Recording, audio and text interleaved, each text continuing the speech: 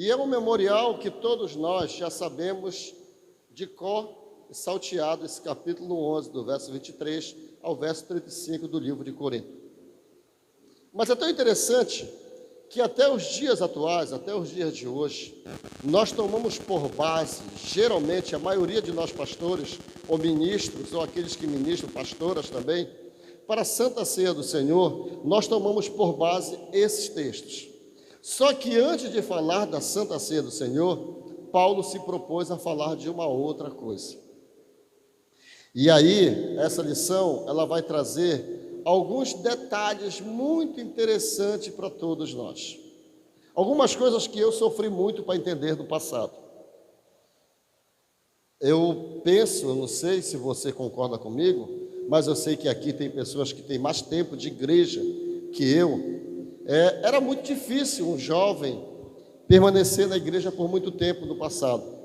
Muitas coisas foram ensinadas, muitas coisas foram ditas, muitas coisas foram explicadas, muitas coisas foram publicadas e muitas coisas foram ensinadas. E essa forma de ensinar nem sempre se ensinou do que a Bíblia dizia. Eu sofri muito quando jovem. Eu vou dizer para vocês o porquê. Meu cabelo sempre foi muito liso. Muito liso meu cabelo sempre foi. E o meu cabelo, eu já estou velho, né? Mas como meu cabelo liso, ele sempre foi mais comprido. E eu era, essa palavra mesmo, coagido dentro da igreja. Quem é o mais antigo vai lembrar disso. Eu era coagido dentro da igreja a cortar o meu cabelo. 1900 antigamente, um crente não podia usar um cabelo igual esse. Tanto que o meu apelido lá em Nação Silvestre, há muitos anos atrás, era Sansão. Menção a não cortar o cabelo. Porque na Bíblia estava escrito que era desonrado um homem usar cabelos grandes. Em contrapartida, vou fazer uma pergunta aqui, e eu pergunto mesmo. Vocês, alguns vão até se espantar comigo. Mulheres, primeiro os homens. Quantos deixam o cabelo ficar bem grande aqui dos homens? Talvez só eu.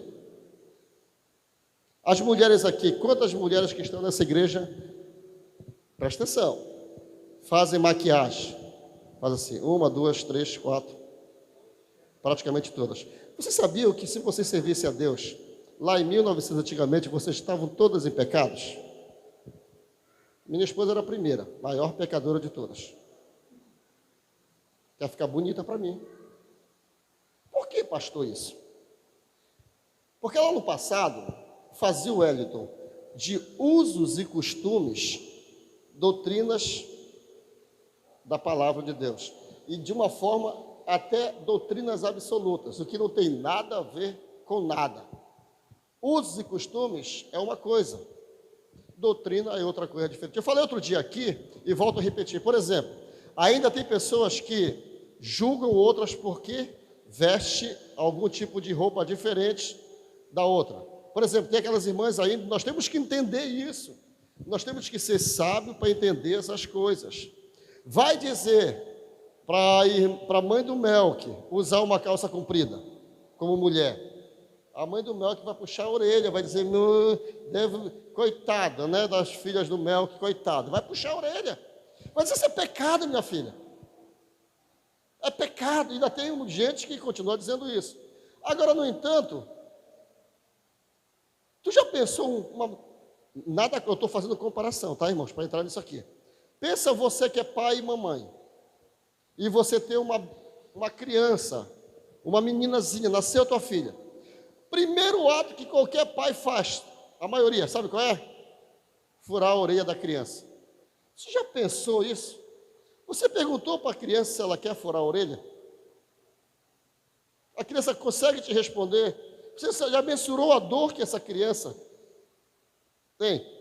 Por exemplo, a minha esposa, ela vai pecar por causa da maquiagem, mas não vai pecar por conta do brinco, porque ela nunca usou o brinco. Obrigado. Uma pedrinha na tua coroa. Então, no passado, alguns anos atrás, As pessoas pegavam o que era de uso e costumes, de tradição ou de lugares e incluíam dentro da igreja.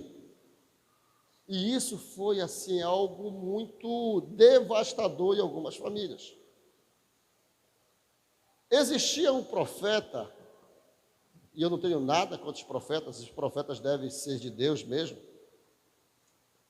Esse irmão chamava-se Adão, não sei se alguém chegou a lembrar dele. Era muito conhecido, o Adão. E ele profetizava de todas as formas, e dizia que lá no céu tinha um armário muito grande, que era para colocar o cabelo das irmãs que cortavam o cabelo. E quem cortava o cabelo no passado como mulher era condenada mesmo. Era, irmã Sônia? O negócio era complicado. Aí, queriam se basear no que eu vou falar agora. Eu fiz toda essa enrolação para vocês aqui, somente para falar isso aqui. Olha aí. Paulo volta-se para discutir assunto relacionado ao culto público na igreja. Os principais problemas foram o uso do véu no culto. Por que o uso do véu? Quem estava na escola dominical, domingo, ouviu a irmã Cristiane explicou muito bem sobre isso. O uso do véu no culto. Outro problema, a forma correta de celebrar a Santa Ceia e o uso correto dos dons espirituais. Eram esses os principais problemas que Paulo está agora enfrentando. Ora, havia um costume, lá na frente você vai ver isso, havia um costume e havia aproximadamente 1000 mulheres que nós conhecíamos como sacerdotisa ou profetisas. Essas mulheres serviam nos templos em Corinto. Essa cidade era uma cidade muito voltada à prostituição. E os deuses, principalmente os deuses que eles serviam eram voltados para o relacionamento sexual dentro dos templos. E existia mais ou menos 1000 sacerdotisas que se prostituíam para oferecer aos seus deuses o seu culto, a sua adoração. O que é que a igreja então vai sugerir para que isso não fique parecendo que todas as mulheres se prostituíam? O uso do véu. Por exemplo, como as prostitutas, elas rapavam o cabelo todo, cortavam todo o cabelo, as pessoas que se converteram ao Evangelho, quando iam para a igreja, que era um local público, o que elas deveriam tomar cuidado? Se tinham cabelo curto, elas precisavam colocar um véu na cabeça, para distinguir, isto é, para ter uma separação daquelas que se mantinham com uma prostituição e aquelas que não eram prostitutas. Esse era o diferencial. E o homem, ele era, aí que eu falo para vocês que eu sofri, o homem era indigno que usasse um cabelo grande. O homem tinha que ter um cabelo mais curto. E aí eu ouvia assim: esse teu cabelo não é cabelo de soldado de Cristo. Você está no exército. Então você já viu como é o cabelo do soldado? É bem baixinho, é bem curtinho. Esse teu cabelo desonra a Deus. Essa discussão se teve há mais de 2000 anos atrás. Para entender essa discussão, nós precisamos entender a cultura desse povo. Para a nossa cultura, já pensou? Hoje, mulheres, senhoras, fica o dia todo com uma saia bem comprida. Eu não estou fazendo apologia de nada aqui. Me entenda, pelo amor de Deus. Mas parece que a gente toma banho e sai mais quente. Está insuportável a quentura do norte do Brasil. Ah, não, mas se você quiser mais frio, Santa Catarina está nevando. Mas aqui está muito quente, a nossa cultura norte é muito quente. Tu imagina tu pegar algo que foi lá atrás, não, por isso que aquela palavra mágica que eu falo para vocês, anacronismo e tentar aplicar nos dias de hoje, nos dias atuais. E eu vou então fazer isso aqui, porque tem que ser desta maneira. O que é que acontece? A gente vai encontrar alguma dificuldade. Então Paulo, ele vai tratar com essa igreja que está acontecendo entre os irmãos lá. Primeiro problema, sobe lá. O uso do véu. Agora vamos ler. O que é que o uso do véu diz? Olha aí. Existia um templo de uma profetisa, de uma deusa chamada Afrodite. 1000 sacerdotisas tinham como forma cultural se prostituir. Ofereciam os corpos aos cidadãos de Corinto. Lembra que essa cidade é uma cidade estratégica, é uma cidade do cais, do porto, que todos os viajantes de passagem passavam por Corinto. Então, essas sacerdotisas, elas tinham o que? A possibilidade de oferecer a essas viajantes e a esses cidadãos, o que? O seu corpo como prostituição. Depois, elas tinham o costume de deixar o seu cabelo curto ou raspado. Já pensou? Mais ou menos assim. Chega uma mulher que não tem o mesmo hábito talvez por isso se usava essa forma, de cortar o cabelo, lá em Corinto. Entra uma no local público, digamos no templo, um local público, uma cabelo curto, bem curto, e a outra cabelo bem curto. O que é que vai distinguir uma da outra? Que aparentemente os irmãos estão dizendo, essa irmã, essa mulher também está se prostituindo. Por esse motivo ele diz, então vamos achar um artifício, um argumento para diferenciar, para mostrar que essa aqui é diferente daquela. E aí então eles vão se utilizar do véu. Hoje, você usa véu? Hoje as mulheres aqui no Pará, aqui no norte, todas usam cabelos compridos? Não. Todas usam cabelos curtos? Não. Hoje o teu grau de santificação vai ser no que tu veste? O teu grau de santificação vai ser no teu cabelo comprido? Não. Onde está o grau de santificação? No comportamento. As pessoas vão ter que saber que você é diferenciado ou diferenciada na forma como tu trata. E aí vai ser várias maneiras de tu pensar esse tratar. Nós estamos falando em culto público. Nós estamos aonde? Nós estamos em um lugar público. Qualquer pessoa pode entrar e qualquer pessoa pode sair daqui. Sim ou não? Sim. E como é que as pessoas estão vendo o nosso culto? Como é que nós estamos oferecendo ao Senhor o nosso culto? O que é que as pessoas estão vendo de diferente em mim que chame a atenção delas lá fora? Qual é o meu comportamento? Como eu me comporto perante os homens? Como eu me comporto perante as mulheres? Como eu sou da escola? Como eu sou onde eu trabalho? Como eu sou dentro da minha casa? Nós hoje não temos mais esse artifício, embora tenha igrejas que usam o véu ainda hoje, né? Embora tenha essa igreja ainda, nós conhecemos. Mas hoje o nosso véu não pode ser voltado apenas para um cabelo longo ou um véu no cabelo. O nosso véu é o nosso corpo, é o nosso comportamento. É como as pessoas estão vendo quem sou eu fora de 4 portas, ou dessa igreja. Quem é você quando sai dessa igreja? Como é você, como o teu filho te vê? Como a tua filha te vê? Como os teus amigos lá fora te vê? Olha que Paulo está tratando algo acima, muito superior do que apenas distinção de pessoas aqui entre nós. Nenhum é melhor que o outro.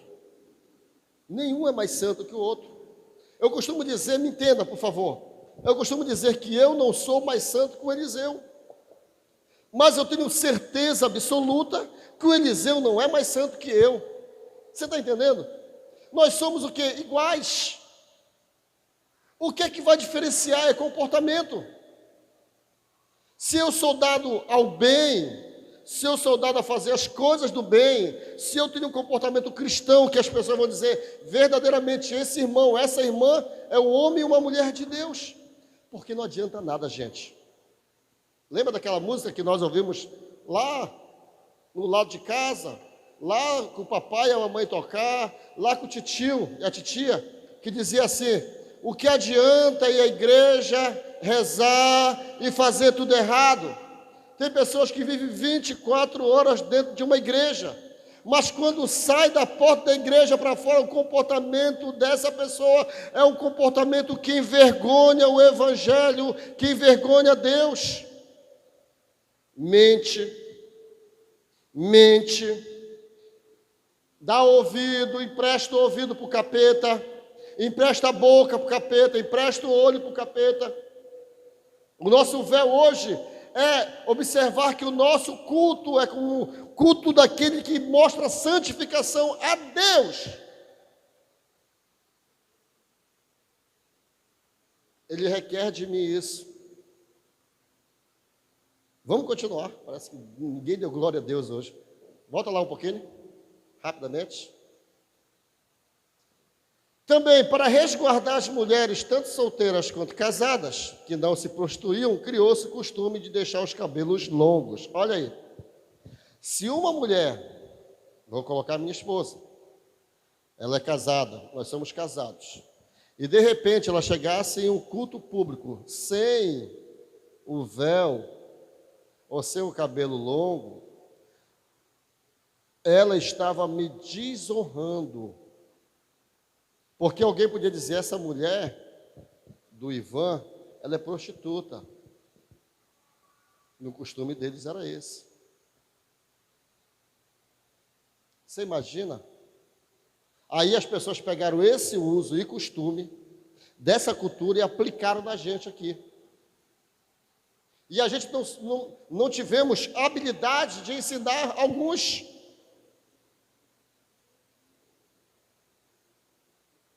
Nós temos que ter a habilidade agora de compreender o texto e o contexto.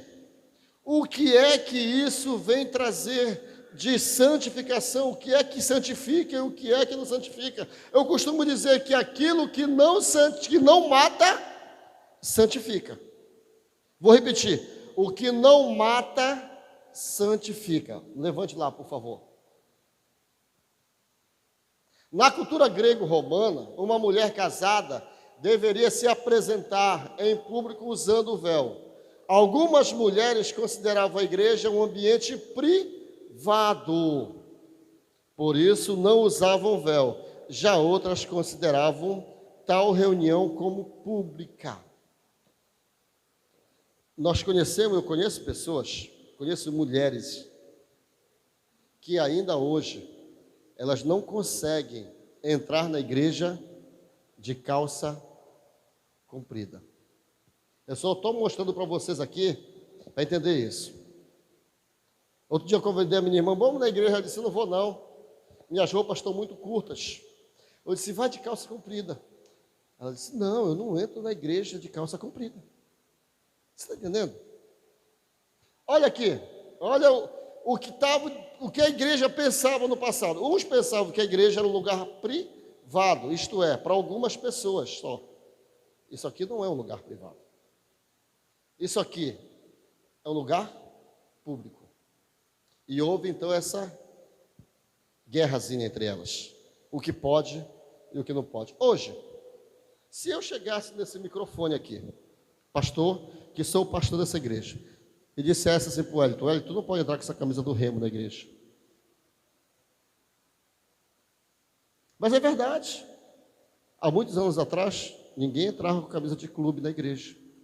Entende? O Wellington vai me compreender. Se eu chegasse para você e dissesse assim mesmo, o teu filho ou a tua filha tem que fazer exatamente isso que o pastor quer. Você não vai ter cargo na igreja por isso. Como é que vocês considerariam o pastor de vocês? Muitos iam dizer, o pastor é extremista, o pastor, ele requer tudo de todo mundo e coloca uma corrente na gente. Muitos iam me odiar. Se eu também chego aqui, contrapartida a isso, e não faço essas cobranças, se eu sou um cara mais light, o que é que as pessoas vão dizer? Esse pastor não tem doutrina, não tem palavra, não tem, é tudo liberado, pode tudo com ele, faz tudo que quiser, pode fazer o que quiser com ele, que não tem problema nenhum. Depois nós vamos lá para a Santa Ceia. Como é que alguns me considerariam? Como um pastor neoliberal, como um pastor que não chama a atenção da igreja. Como pastor, tem horas que eu fico entre a cruz e a espada. O nosso jovem, que não é segredo para ninguém, eu conversei, fez uma tatuagem desse tamanho aqui no braço, nosso músico. Muitos me chamaram. Não é segredo, eu conversei com o rapaz. É segredo, ele disse, não tem problema nenhum. E agora? Você acha que o pastor não sabe disso? Você acha que o pastor não sabe? Agora eu vou pegar lá a pele do rapaz e vou tirar. Ele me disse, pastor, o meu antigo pastor dizia que ele não tinha problema não. Eu coloquei uma aqui, já coloquei uma outra aqui. Eu disse, tu vai encher o teu corpo de tatuagem. Aí você acha que a igreja não tem doutrina porque o rapaz colocou tatuagem? Se eu for dizer para ele, não faz isso, ele vai dizer, a vida é minha, eu faço o que eu quero. Você não tem direito. Você pode ser pastor da igreja, na minha vida quem manda sou eu. Mas no final ele olhou assim, tá bom, então, se Deus te abençoe, eu não quero que você se perca. Primeiro que eu não quero que ninguém se perca. O que é que nós temos que fazer? É zelar pela alma. Mas eu não estou fazendo nenhum tipo de apologia. Se for preciso chamar, eu chamo. Se for preciso falar, eu falo. Porque embora alguns imaginem que seja algo na cabeça daquela pessoa, não é. É por isso que eu estou dizendo para vocês que são coisas que a gente tem que ter um breve conhecimento e algum tato. Quem dera, meus irmãos, os meus filhos vão crescer. Quem dera se os meus filhos fossem e fizessem somente o que eu quero que eles façam. E eu sei que eles não vão fazer. Eu sei que eles vão crescer, vão começar, não é isso, meu irmão? Ter asinhas e vão ter a própria vida deles.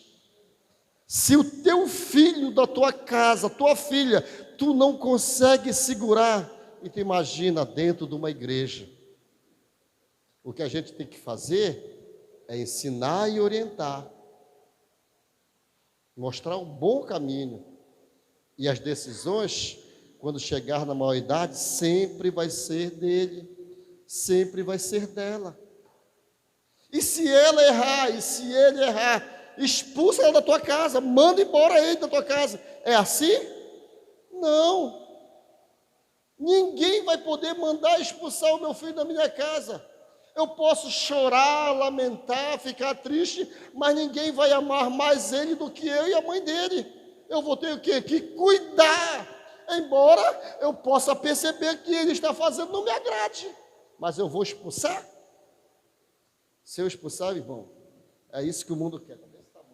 Mas, então o senhor aceita? Não é caso de aceitar ou não aceitar, é caso de amar mesmo. E saber que a decisão vai ser tomada, se certo ou se errado. Paulo estava dizendo para esses irmãos que vocês precisam ter, no mínimo, ciência. O que está acontecendo nessa igreja é coisas culturais. Agora, vocês não precisam praticar as mesmas coisas. Por exemplo, eu não tenho costume.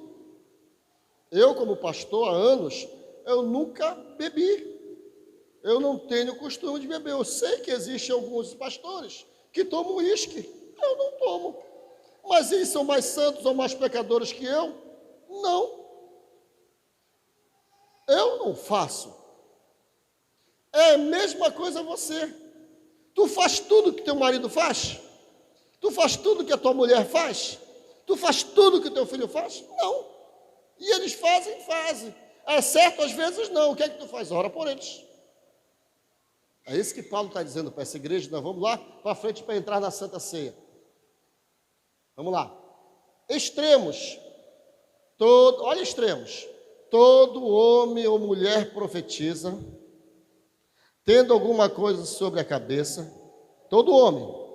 Era costume dos judeus somente orarem com a cabeça coberta. Se tirasse o véu da cabeça, o cara não podia fazer isso. Vamos trazer para os homens agora aqui, para nós. Como é que o pastor de vocês está hoje? Calça jeans e uma camisa. Eu já vi pastores sendo tirados do púlpito por não estarem de paletó e gravata. Eu já presenciei isso. Como se o paletó e gravata falasse. Como o paletó e gravata fosse o exemplo dos pastores. Eu estou fazendo na prática isso para vocês. Eles eram considerados indignos porque não usavam. Gente, eu até falo uma verdade para vocês. Eu até queria estar de paletó e gravata aqui hoje. Mas eu não sei se ainda vou continuar usando paletó e gravata aqui na Bom Jardim. Você não imagina, você que pode vir aqui para esse púlpito. Os meninos têm um ventilador aí. Aqui a gente sai, né, pastor Salomão? A gente sai daqui acabado pela quentura. O paletó e a gravata nunca foi um manual de santificação, mas por muito tempo foi pensado assim. Quando colocarem um ar-condicionado, nós vamos estar tudo de paletó e gravata aqui, não vai ter motivo. Mas enquanto isso, nós vamos. Depois, para a mulher, porque se a mulher não se cobre, raspa-se também. Aí o extremo que Paulo até depois vai ser irônico nisso. Uma mulher ter a cabeça descoberta era considerada pelos outros como sendo vergonhoso quanto o uso de cabelo curto ou completamente raspado. Era uma desgraça para uma mulher, uma ironia que Paulo fala para os rebeldes. Ele diz, torna-se desonra completa então. Hoje, eu ouvi aquelas, a TikTok, é isso? Tic-tac, né? É isso? Que tem aqueles videozinhos. É esse o nome? Mandaram desse para mim. Eu achei muito engraçado. Eu acho também extremo, mas achei engraçado, Wellington. Uma mulher dizia assim mesmo, então para ti, né, vou tentar parafrasear, então para ti, santa, irmão santo, quer dizer que a praia é pecado,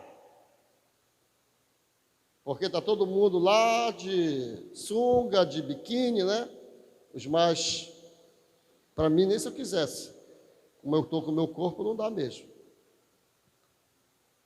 não tenho muito hábito. E ela finalizou dizendo, mas quando houve um funk de Jesus, né? Vai até lá embaixo.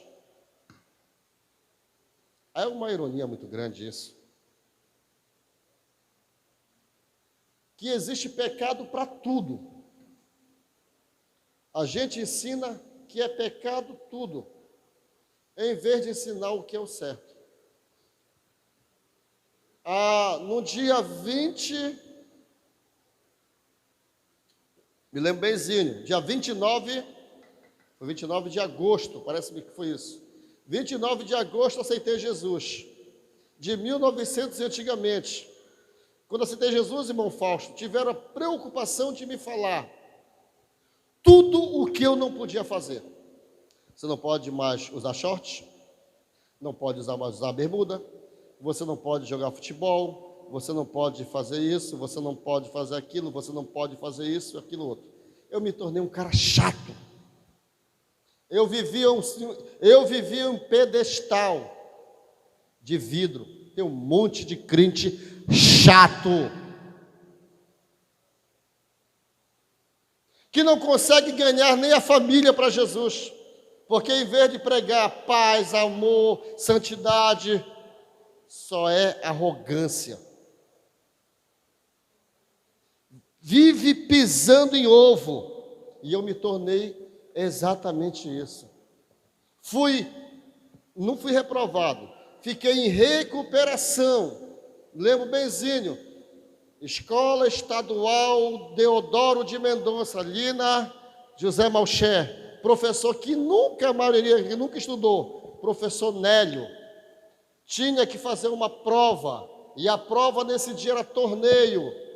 Crente não jogava bola, e eu não podia fazer a prova, e eu não fiz, porque eu queria Jesus, não queria o futebol. Fui com o meu dirigente na época, ele disse, é pecado. Aí eu disse, onde está escrito? Aí o irmão me mostrou lá na parábola das 10 virgens. Irmão, mas está a parábola aqui. Ele disse, não, está aqui, parabola. Acha graça, mas é verdade, para a bola. Eu disse, irmão, pelo amor de Deus, meu irmão, pelo amor de Deus, desde isso eu comecei a jogar bola de novo. Eu disse, não é isso, irmão, aqui é parábola.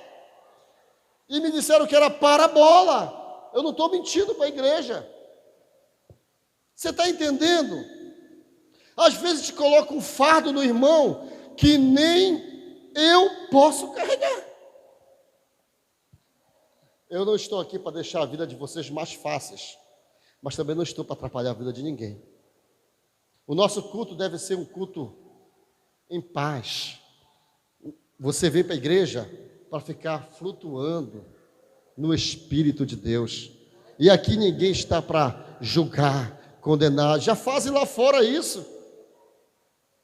Se lá fora, lá no teu trabalho, as pessoas observam o que tu come, o que tu bebe, o que tu usa, o que tu fala, com quem tu fala. E eu era assim.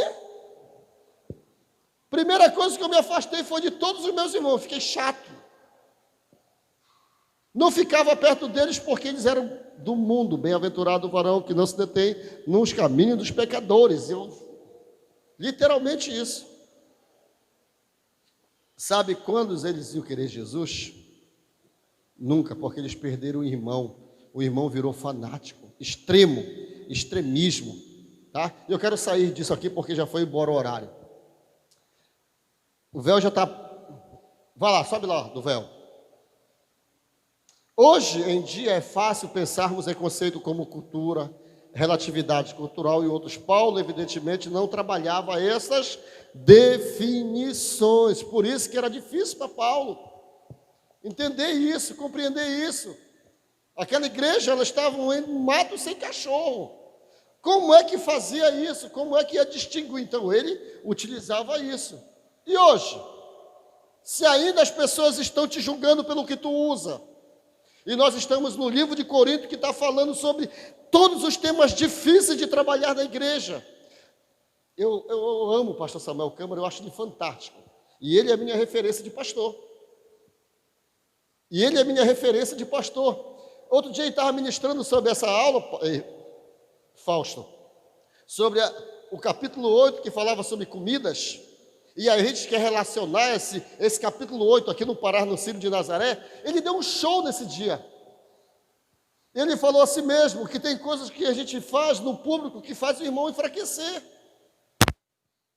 O irmão se enfraquece porque não espera, então a gente não deve fazer. Mas ele disse assim, se eu passar um dia, não tiver nada para comer, se deixar ele na porta da minha casa, pastor Samuel Câmara, ele foi ao vivo, se deixar ele na porta da minha casa, e eu não tiver R$1 no bolso, tiver uma galinha lá, e uma farofa, meu amigo, eu não vou nem pensar 2 vezes, não vou morrer de fome. Pastor Samuel Câmara falou isso. Meu Deus, e agora? O ídolo não é maior que o Senhor. O que é ídolo para eles, para nós não. Aí perguntaram para ele, e aí, pastor, como é que faz no Círio então? Como é que faz no Círio? Você vai comer? E se você receber uma pessoa aqui da tua família, vindo de outra cidade, nessa época da tua casa, sabe o que ele disse? Meu irmão, se ele quiser, eu vou mandar comprar o maior pato, vou mandar fazer o maior pato tucupi, o mais gostoso. E vou mostrar para ele que o nosso Deus não nos proíbe. O que eles fazem para lá é o problema deles. Aqui não, aqui é de Deus. Nós temos liberdade em Deus. É exatamente o que ele está dizendo. Ele não tinha essa definição de conceito. Nós temos. Nós sabemos. Nós temos que compreender e vivermos uma fé madura em Cristo Jesus. Ora, não te preocupa. Não te preocupa que eu não vou te convidar para comer pato tucupi no Sírio. Nem quero que tu me convide. E nem vou te convidar para ir lá. Embora eu já tenha ido por várias vezes servir água. Que coisa linda. Ver pessoas que estão indo para um caminho de idolatria e lá aceitar Jesus como seu Salvador. Os blindados do Senhor fazem esse trabalho ali na Assembleia de Deus da Avenida Nazaré, com excelência. Maravilhoso. Pastor Campelo, ele abre a igreja lá na sexta-feira e só fecha no domingo, atendendo as pessoas. E as pessoas lá chorando, se arrependendo, indo para uma festa pagã, aceitando Jesus como Salvador. Vamos continuar. Sobe isso aí agora. Chegou aqui, já falta só 15 minutos, sobre a Santa Ceia do Senhor.